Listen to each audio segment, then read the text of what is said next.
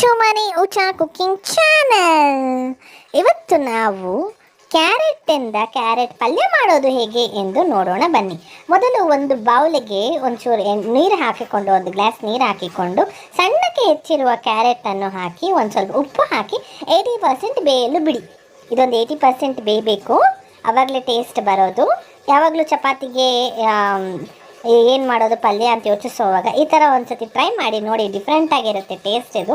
ನಂತರ ಅದು ಬೇಯೋ ಅಷ್ಟರಲ್ಲಿ ಒಂದು ಪ್ಯಾನಿಗೆ 1-2 ಸ್ಪೂನ್ ಎಣ್ಣೆ ಹಾಕಿಕೊಳ್ಳಿ, 1 ಟೀ ಸ್ಪೂನಷ್ಟು ಸಾಸಿವೆ ಹಾಕಿಕೊಳ್ಳಿ, 1 ಟೀ ಸ್ಪೂನಷ್ಟು ಜೀರಿಗೆ ಹಾಕಿಕೊಳ್ಳಿ, ಮತ್ತು 1-2 ಟೀ ಸ್ಪೂನಷ್ಟು ಉದ್ದಿನಬೇಳೆ. ಸಾಸಿವೆ ಚಿಟಪಟ ಅಂದ ನಂತರ 1-2 ಟೀ ಸ್ಪೂನಷ್ಟು ಉದ್ದಿನಬೇಳೆ, 1-2 ಟೀ ಸ್ಪೂನಷ್ಟು ಕಡಲೆಬೇಳೆ, ನಂತರ ಕರಿಬೇವಿನ ಸೊಪ್ಪು ಒಂದು ಸ್ವಲ್ಪ ಹಾಕಿ ಚೆನ್ನಾಗಿ ಫ್ರೈ ಆಗಲು ಬಿಡಿ.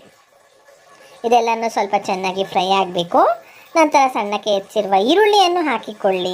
ಈರುಳ್ಳಿ ಎಲ್ಲ ಚೆನ್ನಾಗಿ ಸಾಫ್ಟ್ ಆಗೋವರೆಗೂ ಬಿಡಿ, ಆವಾಗಲೇ ಟೇಸ್ಟ್ ಬರೋದು. ಈರುಳ್ಳಿ ಎಲ್ಲ ಲೈಟ್ ಗೋಲ್ಡಿಶ್ ಟರ್ನ್ ಆಗೋವರೆಗೂ ಫ್ರೈ ಆಗಲು ಬಿಡಿ. ಇವಾಗ ಕರಿಬೇವು ಹಾಕಿದ್ದೀವಿ ನಾವು, ಆವಾಗಲೇ ಹಾಕ್ಬೋದು, ಈಗಲೂ ಹಾಕ್ಬೋದು, ಪರವಾಗಿಲ್ಲ. ನಂತರ ಒಂಚೂರು ಉಪ್ಪು, ರುಚಿಗೆ ತಕ್ಕಷ್ಟು ಉಪ್ಪು ಹಾಕಿಕೊಂಡು ಚೆನ್ನಾಗಿ ಫ್ರೈ ಆಗಲು ಬಿಡಿ. ಈ ಥರ ಮಾಡಿಕೊಟ್ರೆ ಪಲ್ಯನ ಚಪಾತಿಗೆ ಮಕ್ಕಳಂತೂ 1 ಚಪಾತಿ ತಿನ್ನೋ ಬದಲು 2 ಚಪಾತಿ ತಿಂತಾರೆ, ಅಷ್ಟು ಟೇಸ್ಟಿಯಾಗಿರುತ್ತೆ ಇದಂತೂ. ನಂತರ ಇದಕ್ಕೆ ನಿಮ್ಮ ಖಾರಕ್ಕೆ ಅನುಗುಣವಾಗಿ chilli powder ಹಾಕಿಕೊಳ್ಳಿ, garam masala 1 tea ಸ್ಪೂನಷ್ಟು ಹಾಕಿಕೊಂಡು ಅದೆಲ್ಲನೂ ಚೆನ್ನಾಗಿ ಫ್ರೈ ಆಗಲು ಬಿಡಿ. ಕ್ಯಾರೆಟು ಕಣ್ಣಿಗೆ ತುಂಬ ಒಳ್ಳೆಯದಾಗಿರೋದ್ರಿಂದ ವಾರಕ್ಕೊಂದು-2 ಸತಿ ಈ ಥರ ಮಾಡಿದ್ರೆ ತುಂಬ ಒಳ್ಳೆಯದಲ್ವಾ. ಇವಾಗ 80% ಬೆಂದಿರುವ ಕ್ಯಾರೆಟನ್ನು ಇದಕ್ಕೆ ಹಾಕಿಬಿಟ್ಟು ಸ್ವಲ್ಪ ಚೆನ್ನಾಗಿ ಬೇಯಲು ಬಿಡಿ.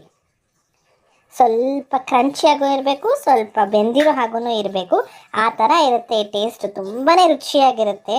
ಈ ಥರ ಒಂದ್ಸತಿ ಟ್ರೈ ಮಾಡಿ ನೋಡಿ. ಅಷ್ಟೇ, ಕ್ಯಾರೆಟ್ ಪಲ್ಯ ಸವಿಯಲು ಮಾಡ್ಕೊಳ್ಳಿ, ತಿನ್ಕೊಳ್ಳಿ. ನಿಮಗೆ ನಮ್ಮ ಚಾನಲ್ ಇಷ್ಟವಾದಲ್ಲಿ ಪ್ಲೀಸ್ ಲೈಕ್, ಶೇರ್, ಸಬ್ಸ್ಕ್ರೈಬ್ ಮಾಡೋದು ಮರೆಯಬೇಡಿ. Thank you for watching.